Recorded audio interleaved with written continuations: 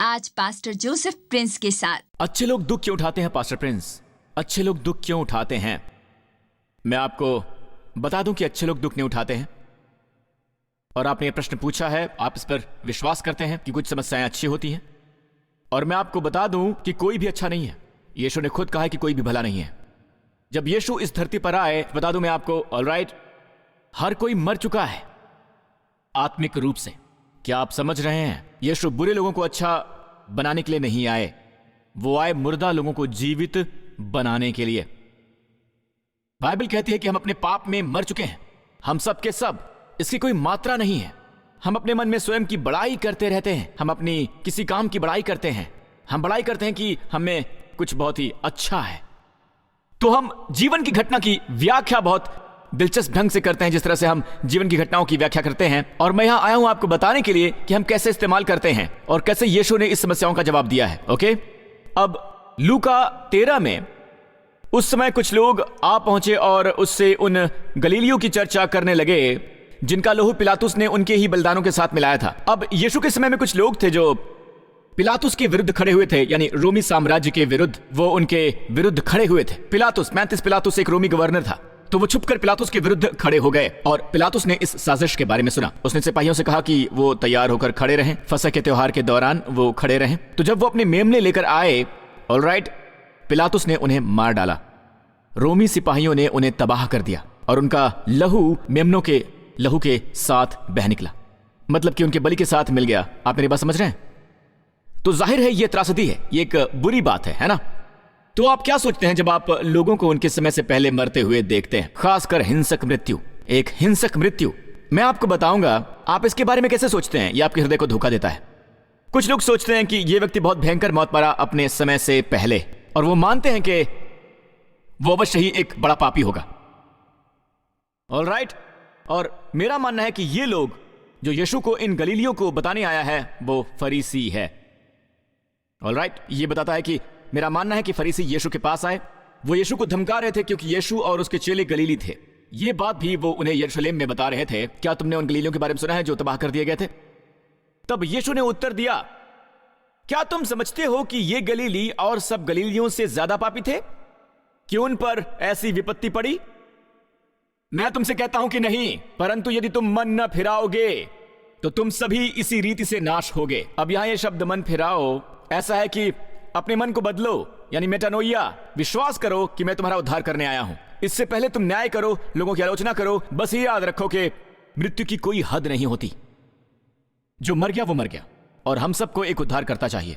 फिर यीशु ने वापस उन पर एक प्रश्न डाला, क्योंकि उन्होंने कहा कि अब ध्यानपूर्वक देखो, गलीलियों को पैंतीस पिलातुस ने मार डाला। क्या तुम सोचते हो कि वो तुमसे बड़े पापी हैं? जब तक तुम अपना मन नहीं ठहराते कि इसके बारे में मैं कौन हूं, तुम भी इसी तरह से नाश किए जाओगे।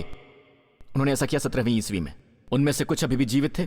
ऑलराइट, इसे देखिए, यीशु ने अब वापस उनसे प्रश्न पूछा, और अब उन 18 लोगों से यीशु बात कर रहे हैं। क्या तुम समझते हो कि वो 18 जन जिन पर शिलोह का गुम्बद गिरा और वो दबकर मर गए, यरूशलेम के और सब रहने वालों से अधिक अपराधी थे? मैं तुमसे कहता हूं कि नहीं, परंतु यदि तुम मन न फिराओगे तो तुम भी सब इसी रीति से नाश होगे। अब सुनिए, उस समय एक बहुत ही ऊंचा गुम्बद था, और हुआ यह कि गुम्बद गिर गया और 18 लोग मार डाले गए। 18 लोग मार डाले गए।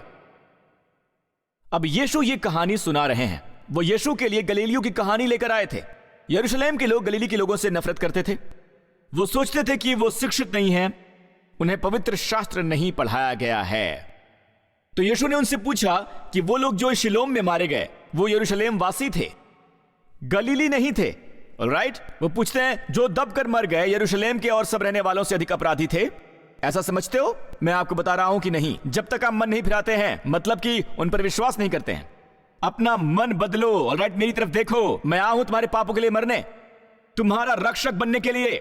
जब तक आप अपना मन नहीं बदलते हैं, तो ऐसा नहीं हुआ तो तुम भी इसी रीति से नाश किए जाओगे। अब इसी रीति से मतलब क्या है? ये 18 मरे, क्या हुआ? मलबे में दबकर, जब तक कि 17वीं शताब्दी नहीं आ गई। वो लोग जिनसे यीशु ने बात की थी, जिन्होंने उन पर विश्वास नहीं किया था, वो सब उस मलबे में मारे गए थे जब रोमी अंदर आए थे। इसी तरह से, क्या आप सुन रहे हैं? पर जोसेफस, एक यहूदी इतिहासकार, हमें बताता है कि एक भी मसीही नहीं मरा 17वीं ईस्वी की मारकाट में। क्यों? उन्हें याद थी यीशु की भविष्यवाणी। यीशु कहते हैं कि जब तुम यरूशलेम को सेना से घिरे हुए देखोगे तो पहाड़ों की ओर दौड़ जाओ, और वहां जो पहाड़ है वो है पेत्रा, और जो यर्दन के पेत्रा क्षेत्र में है, और वहां ही वो भाग गए थे। हालेलुया। चर्च, हमें परमेश्वर का अनुग्रह हर समय चाहिए होता है। खुद की तुलना करना बंद कीजिए। हम दूसरे में सबसे बदतर चीजें ढूंढने की कोशिश करते हैं ताकि खुद को अच्छा महसूस करवा सकें। इस बकवास को बंद कीजिए। आप अब भी अपने में थोड़ी सी सच्चाई की बड़ाई मार रहे हैं। हम खुद से निराश तभी होते हैं जब हम खुद पर भरोसा करते हैं।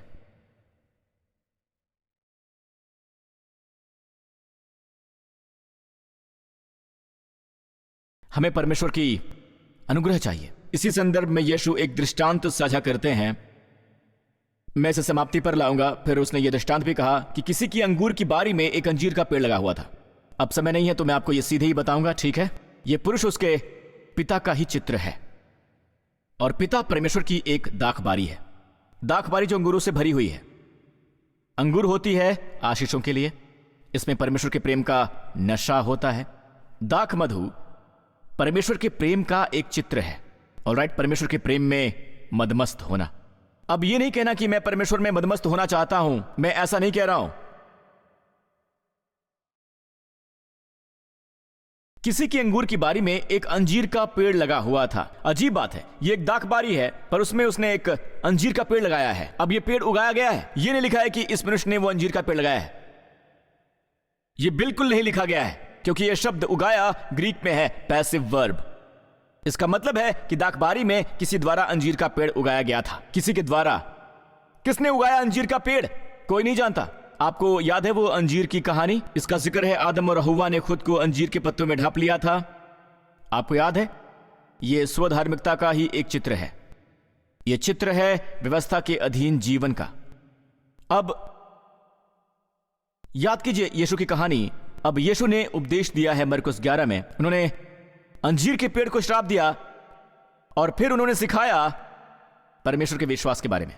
परमेश्वर का विश्वास मुक्त नहीं किया जा सकता जब तक कि आप अपने जीवन के स्वधार्मिकता के अंजीर के पत्तों को श्राप नहीं देते। स्वधार्मिकता बाहर आती है। आप जानते हैं, कहते हैं कि वो आदमी हमसे कहीं ज्यादा पापी है। स्वधार्मिकता तब बाहर निकल कर आती है जब आप कहते हैं कि अच्छे लोग दुख क्यों उठाते हैं। स्वधार्मिकता जब परमेश्वर को उचित ठहराने के बजाय आप खुद को उचित ठहराते हैं। आप परमेश्वर में दोष ढूंढते हैं बजाय खुद में दोष ढूंढने के। यही तो स्वधार्मिकता होती है। क्या आप समझ रहे हैं दोस्तों? ओके, किसी की अंगूर की बारी में एक अंजीर का पेड़ लगा हुआ था, तो सही काम करना क्या होगा? अगर वो धनवान है तो उसे हटा दो। तो अंजीर का पेड़ इसका चित्र है कि एक तरफ से व्यवस्था आ गई। व्यवस्था आ गई चुपके से। परमेश्वर नहीं चाहते थे कि मनुष्य स्वधार्मिकता के अधीन जीवन बिताए, पर परमेश्वर कहते हैं कि तुम स्वधार्मिकता के अधीन रहना चाहते हो, चलो देखते हैं कि क्या इस अंजीर के पेड़ से कोई फल निकला है। ऑलराइट, वो उसमें फल ढूंढने आया परंतु न पाया। अगला, बाय द वे, परमेश्वर का मुख्य एजेंडा क्या है? दाखबारी। याद कीजिए, यीशु हमारे पास आए अपने चेलों के द्वारा और कहते हैं कि दाखलता, मैं दाखलता हूं और तुम मेरी शाखाएं हो। ओके, तो अंजीर का पेड़ व्यवस्था के अधीन जीवन का चित्र है। तो यहां बारी के रखवाले से उसने कहा अब समय नहीं है। यहां रखवाला स्वयं यीशु है। तो पिता ने पुत्र की ओर देखा और पिता कहते हैं देख 3 वर्ष से। रुकिए, यीशु की सेवकाई कितनी लंबी थी? 3 वर्ष। 3 वर्ष से थोड़ा ज्यादा। तो कहीं ज्यादा रास्ते में ही जब वो उपदेश दे रहे थे, वो बात कर रहे थे और इस मुकाम पर 3 साल हो गए थे। वो कहते हैं कि 3 वर्ष से मैं इस अंजीर के पेड़ में फल ढूंढने आता हूं परंतु नहीं पाता। इसे काट डाल कि ये भूमि को क्यों रोके रहे। ऑलराइट, फिर यीशु ने जवाब दिया और पिता से कहा, उसने उसे ये उत्तर दिया कि हे स्वामी, इसे इस वर्ष तो और रहने दे। इस तरह से 3 साल गुजर गए। अब 4था साल कि मैं इसके चारों ओर खोद कर खाद डालूं। अब आप पेड़ में खाद क्यों डालते हैं? अधिक फलदायी बनाने के लिए। यह शब्द खाद डालना नए किंग जेम्स में है। चलिए दिखाता हूं पुराना किंग जेम्स। इसमें क्या लिखा है? गोबर। गोबर डाल। तो दाखबारी का स्वामी कहता है इस अंजीर के पेड़ को काट डाल। इतने साल में आता रहा फल के इंतजार में और मुझे कोई फल नहीं मिला, एक भी फल नहीं। और रखवाला कहता है कि इसे इस वर्ष और रहने दे, मैं इसके चारों ओर खोद कर गोबर की खाद डालूंगा। ऑलराइट, सो आगे को फले तो भला, नहीं तो उसे काट डालना, काट डालना। ओके, अब देखिए गोबर क्या है। क्या है गोबर? फिलिपियों में पौलुस कहता है कि पौलुस अपनी उपलब्धियों और अपनी सफलताओं के बारे में बात करता है। मैं यहूदियों में यहूदी हूं, मैं गमालियल के चरणों में बैठा हुआ हूं, मैं इज़राइल की जाति से हूं, मैं बिन्यामीन के गोत्र से हूं, व्यवस्था के अनुसार मैं दोष रहित हूं। उसने नहीं कहा कि मैं पाप रहित हूं, उसने कहा दोष रहित मनुष्यों के द्वारा। और फिर वो अपने जोश के बारे में कहता है, मैंने कलीसिया पर अत्याचार किया। वो अपनी उपलब्धियों के बारे में बात करता है। और फिर उसने कहा कि फिलिपियो प्लीज, वरन मैं अपने प्रभु मसीह यीशु की पहचान की उत्तमता के कारण सब बातों को हानि समझता हूं, जिसके कारण मैंने सब वस्तुओं की हानि उठाई और उन्हें कूड़ा समझता हूं, जिससे मैं मसीह को प्राप्त करूं।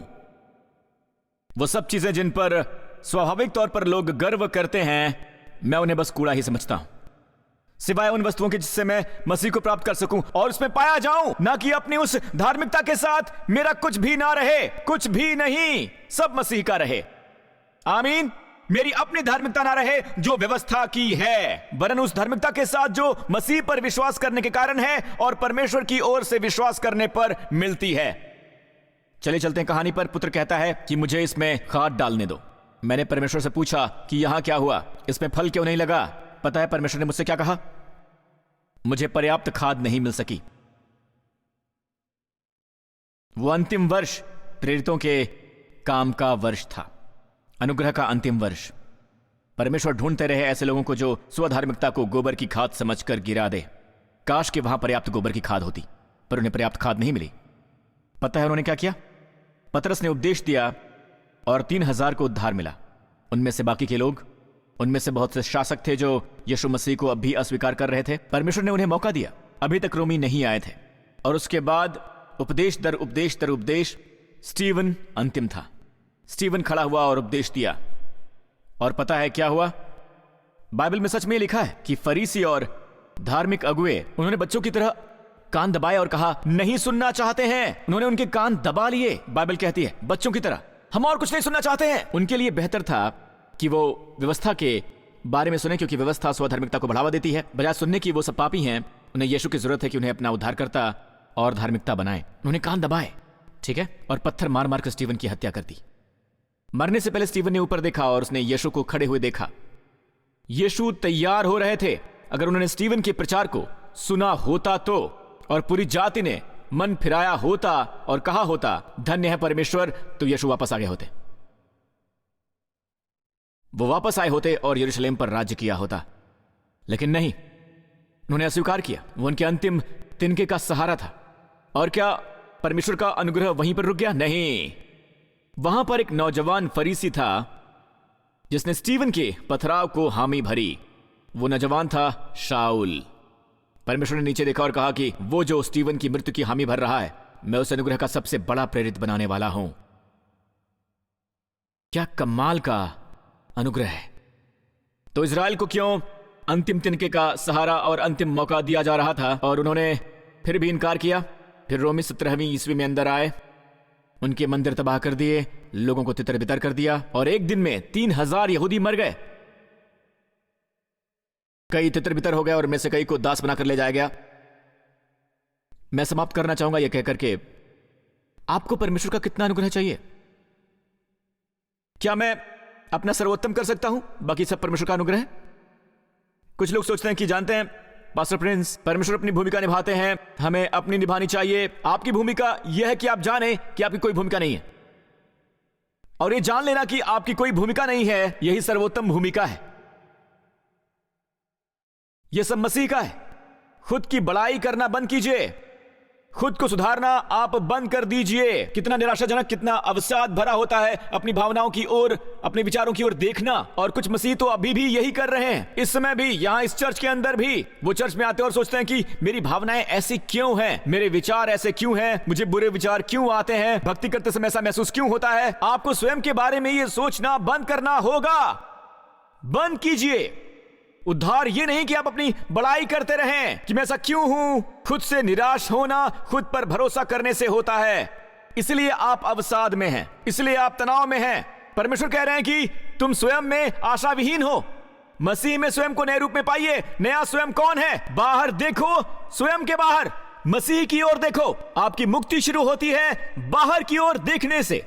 अपने विचारों और भावनाओं की ओर मत देखो, मसीह की ओर देखो। अचानक प्रभु कहते हैं कि मैं तुम्हारे विचारों के आधार पर तुम्हारा न्याय नहीं करने वाला हूं, मैं तुम्हारे भावनाओं के आधार पर न्याय नहीं करूंगा, मैं तुम्हारा न्याय करूंगा अपने पुत्र के आधार पर कि वो कितना अच्छा है, इस पर नहीं कि तुम कितने अच्छे हो। वो आपका नया रूप है। क्या आप इसे समझ सकते हैं कि क्यों आपका नया रूप दंडित नहीं हो सकता है? कभी भी नहीं। जी हां।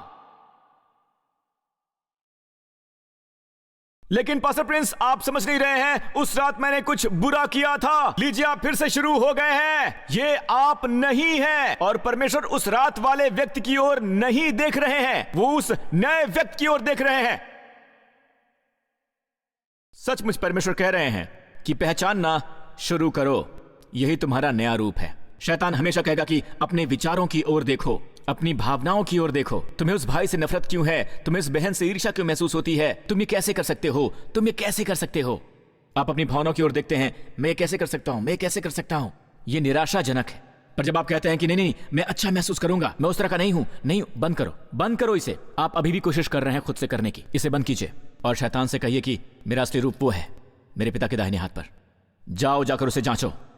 अगर उसमें दोष निकाल सकते हो तो मेरा दोष है, क्योंकि आज मैं बता रहा हूं कि परमेश्वर की पवित्र आंखें तुम्हारी ओर तुम्हारे रूप में नहीं देख रही हैं, वो यीशु की ओर देख रही हैं, तुम्हारे असली रूप में। एक बार ये जान लें कि यह आपके हित में ही है कि आप जितना ज्यादा हो सके यीशु के बारे में पता लगाएं। क्या वो दोबारा दंडित किया जा सकता है? असंभव। यही विचार आपके मन में चलना चाहिए, क्योंकि परमेश्वर उनकी ओर देख रहे हैं आपके इस नए रूप में। कोई भी परमेश्वर की तरह सच्चाई नहीं देख सकता। पास्टर, आप वो नहीं सुन रहे जो मैं कह रहा हूं, आप वो नहीं सुन रहे जो मैं कह रहा हूं। पास्टर, मैंने वो किया है जो मैं कभी सपने में भी नहीं सोच सकता था। यीशु ने भी वो किया है जो आप कभी सपने में भी नहीं सोच सकते थे। मुझे परवाह नहीं कि आपने क्या किया है, मुझे परवाह नहीं कि आप क्या महसूस करते हैं। आप एक गलत पहचान में रह रहे हैं, इसलिए आप गलत चीजें करते रहते हैं। आपकी असली पहचान है मसीह, पिता के दाएं हाथ पर। और जिस पल आप ये जान लेते हैं, आप मसीह में बस जाते हैं, फिर पवित्रता स्वयं ही आ जाती है। ओके, मैं इसे समाप्त करूंगा। परमेश्वर के कितने अनुग्रह की आपको आवश्यकता है? जब परमेश्वर सांस लेते हैं, जब वो अपना आत्मा भेजते हैं, जब वो अपना अनुग्रह भेजते हैं जो आपकी ओर होती है, मैं आपको बता दूं, चीजें आपके आसपास गिरेंगी। आमीन। कुछ बातें आपके साथ होंगी और कुछ बातें आपके लिए होंगी। ईर्ष्यालु होने की आवश्यकता नहीं है, झगड़ालू होने की आवश्यकता नहीं है, आपको मुकाबला करने की जरूरत नहीं है। आपको बस अपने नए पहचान की ओर देखना है जो है यीशु मसीह, और आशीष आएगी। और आप फिर वो बन जाते हैं जिससे लोग ईर्ष्या करते हैं, डाह करते हैं। और इसलिए मेरा प्रश्न यह है कि इसलिए अच्छे लोग दुख नहीं उठाते। असल में बात यह है कि मसीह के सिवाय कुछ भी अच्छा नहीं है, और जब हम उनमें होते हैं, ऑलराइट, तो हम अच्छे हैं उनकी वजह से। ऑलराइट, चर्च सुनिए, हर एक दिन वो सांस जो हम लेते हैं उसमें भी अनुग्रह की जरूरत है। अब मैं इसे ऐसे नहीं कहने वाला हूं जैसे ये पत्थर में खुदी हुई इबारत है, पर जो यीशु कह रहे हैं वो ये है, यहां तक कि वो त्रासदीपूर्ण बातें, अगर आप जान लें कि आपको उनकी कितनी आवश्यकता है, वो अपने पंख फैलाएंगे और आपको ढक लेंगे। ऑलराइट, पर आप ऐसे व्यवहार करें जैसे ये आपके लिए पहले से तय है। मुझे सब मिला है, मैं जानता हूं क्या करना है। जो योजना बनाने में असफल होते हैं वो असफल होने की योजना बनाते हैं। मुझे नहीं पता, अपनी सर्वोत्तम योजना में भी मैं नहीं कह सकता कि यह सफल होगी, पर मैं प्रभु की ओर देखता हूं। इजराइल को मरुस्थल में योजना बनाने की जरूरत नहीं है। जब वो जागते हैं तो वो देखते हैं बादलों के उस खंबे को, रात को वो देखते हैं आग के उस खंबे को। जब तक वो प्रभु की ओर देखते थे, वहां खाना उपलब्ध था, शरण उपलब्ध थी, सुरक्षा उपलब्ध थी, और विजय भी। आमीन। चलिए सरलता से जीवन जिए। चलो फिक्र ना करें। अगर कोई अपॉइंटमेंट है जो आपको रखनी है इस आने वाले सप्ताह या आने वाले रविवार को, इस आने वाले सप्ताह कुछ ऐसा है जिसे करने की आपको आवश्यकता है, अनुग्रह वहां पर होगा। अब पास्टर, आप योजना बनाते हैं कि आपको क्या करना है, आपको कोई भाषण देने की आवश्यकता है, कोई इंटरव्यू लेने की आवश्यकता है। परमेश्वर पर भरोसा करें, वो आपको वो दिखाएंगे जिसे देखने की आपको आवश्यकता है। वो आपको महसूस कराएंगे जो आपको महसूस करने की आवश्यकता है, सही समय पर। अगले सप्ताह की समस्या के लिए आप चिंता मत करें, क्योंकि परमेश्वर का मन्ना एक एक दिन करके उसी दिन के लिए आता है। वो अनुग्रह जो परमेश्वर देते हैं वो उसी दिन के लिए होता है। तो चिंता मुक्त जीवन जिए, क्योंकि हम उन पर भरोसा करते हैं। ये सबसे महान जिम्मेदारी है, परमेश्वर के प्रति जिम्मेदारी है। उन पर भरोसा करके आप चिंता मुक्त हो जाते हैं। जब भी आप बोझ तले होते हैं या चिंतित होते हैं और कहते हैं कि मुझे खुद करना होगा क्योंकि आप एक अच्छा काम नहीं कर रहे होते हैं, तो सीखिए चिंता मुक्त होना, क्योंकि आपका चिंता मुक्त होना एक घोषणा है कि परमेश्वर का मेरे जीवन पर नियंत्रण है। परमेश्वर मुझे देख रहे हैं। इस सप्ताह के बारे में क्या? वो मेरी देखभाल करेंगे। आने वाले सप्ताह में परमेश्वर सोमवार को चले गए हैं, फिर मंगलवार और फिर बुधवार में भी, और उन्होंने हर एक चीज को मेरे लिए तैयार कर रखा है। उन खतरों को उन्होंने हटा दिया जो वहां पर हैं। इसका यह मतलब नहीं कि मेरा जीवन अब सुख चैन से भर गया है। इसका मतलब है कि अगर मैं मुश्किल में पड़ता हूं तो ये मुसीबत है जो मुझे मजबूती देंगी, मुझे कुचलेंगी नहीं। आमीन। और जो भी मुश्किलें मुझे नहीं चाहिए वो उन्हें हटा देंगे। आमीन। तो इसी तरह से जीवन जिए। आपको जो भी जानने की आवश्यकता है वो आपको बताएंगे, जो भी कहने की आवश्यकता है वो आपसे कहलवाएंगे। चिंता न करें कि क्या कहना है, क्योंकि आपके पिता उसी क्षण आपको वो शब्द देंगे, बिल्कुल उसी क्षण। उनकी स्तुति हो। चलो भी चर्च, हालेलुया, आमीन। अगर आज आप यहां आए हैं, सुनिए, ऐसा कुछ भी नहीं है जैसे बुद्धि की मृत्यु, अज्ञानता की मृत्यु, अमीर मृत्यु, निर्धन मृत्यु। जब भी कोई मरता है तो वो सब एक ही श्रेणी में आते हैं। बाइबल कहती है सभी मनुष्य अपने पाप में मर चुके हैं और परमेश्वर ने अपने पुत्र यीशु मसीह को भेजा कि वो हमारे पापों के लिए मरे, और वो पुनर्जीवित हुए हमारे आत्मा में से, मृतकों में से। अगर ये आप हैं, आज आपने सुसमाचार सुना है, इस समय आप जहां कहीं भी हो, आप कहेंगे पास्टर प्रिंस, समय आ गया है कि मैं स्वयं को त्यागूं और मसीह को अपने उद्धारकर्ता और प्रभु के रूप में स्वीकार करूं। समय आ गया है कि मैं स्वयं से काम करना बंद कर दूं, स्वयं करना बंद करूं और विश्राम करूं उसमें जो मसीह ने किया है। अगर ये आप हैं तो इसी समय मेरे साथ ये प्रार्थना कीजिए। आप जहां कहीं भी इसे देख रहे हैं, अगर आप पूर्ण क्षमा, अनंत क्षमा और मसीह में धार्मिकता की पहचान चाहते हैं हमेशा के लिए परमेश्वर की दृष्टि में, तब इसी समय मेरे साथ ये प्रार्थना करें। कहें, हे स्वर्गीय पिता, मैं आपका धन्यवाद करता हूं कि आपने यीशु मसीह को मेरे लिए भेजा उस क्रूस पर मरने के लिए। वो जो मैं हूं उसके लिए मरे, और उसके लिए जो मैंने किया सबकी कीमत चुका दी गई है। मैं धन्यवाद करता हूं पिता कि मेरा पुराना मनुष्यत्व कभी भी सुधर नहीं सकता है। पुनरुत्थान में आपने मुझे एक नया मनुष्यत्व दिया है, स्वयं मसीह जो कभी दंडित नहीं किया जा सकता है। मैं स्वीकार करता हूं यीशु मसीह मेरा प्रभु और मेरा उद्धार करता है, और उसके लहू के द्वारा मेरे सभी पाप क्षमा हो चुके हैं। धन्यवाद है पिता परमेश्वर, यीशु मसीह मेरे प्रभु और मेरे उद्धार करता हैं अभी और हमेशा के लिए। धन्यवाद पिता, मेरे पाप क्षमा हुए हैं और मेरी असली पहचान, हे पिता, आपके दाहिने हाथ पर है, स्वयं मसीह में। मेरी सहायता करें कि मैं अपनी नजरें मसीह में वहां रखूं जहां आपकी नजरें हैं, केवल मसीह पर, यीशु के नाम पर। और सब लोगों ने कहा आमीन, आमीन, आमीन।